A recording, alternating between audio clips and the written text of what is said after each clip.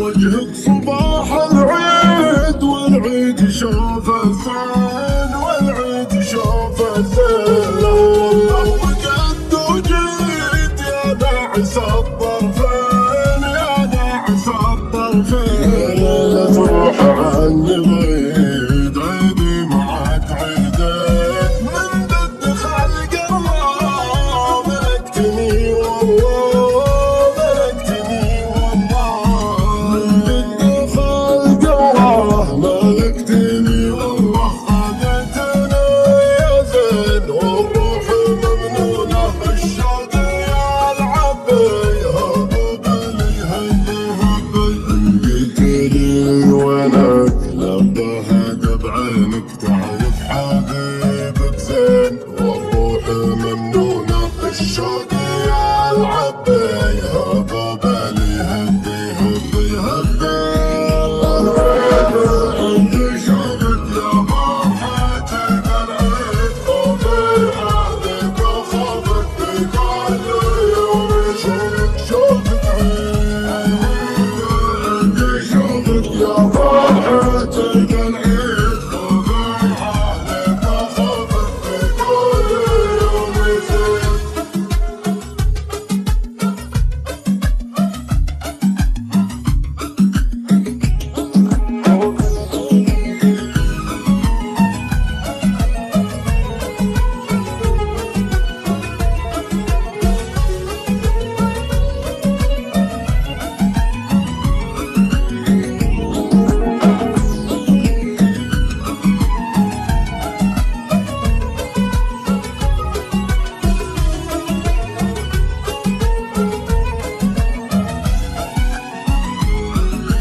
يا شمس عمري طلي، فيك الحلا مجلي.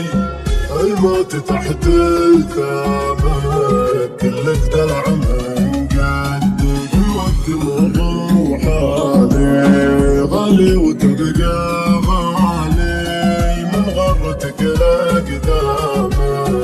كلك دلع، كلك دلع من قدك، كلك دلع من قدك. خلق الله ملكتني والله، خذتنا يا زين والروح ممنونة. السلام عليكم. كان في بنت تدعى لينا، كانت لينا من عائلة شهيرة، كانت تمتلك نصف استثمارات المدينة، والتي لا يقترب منها في النفوذ والأموال سوى عائلة كانت تدعى القنصل، والتي لطالما كانت على خلاف في صراعات مستمرة مع أسرتها، إلا أنها الابنة الصغرى. أما كان تمتلك شقيق الأكبر لكل من محمود وجمال، وكانت تمتلك أختان أكبر منها، ولا يوجد لديها أشقاء ذكور.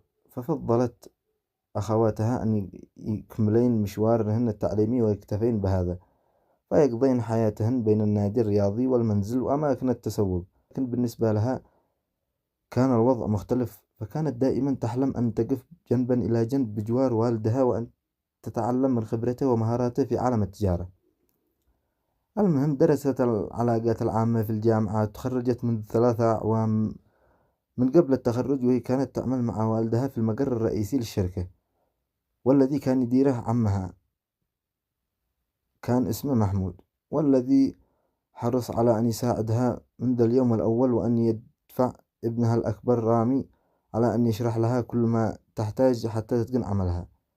فحين تخرجت وتوليت مسؤوليات أكبر، وكان هذا أكبر دافع لها، لا علم بأنها تسير في الطريق الصحيح، وأن ما اختارته لنفسها أفضل مما يمكنها أن تفعله في حياتها. كانت العلاقة العلمية بينها وبين رامي قوية، ولا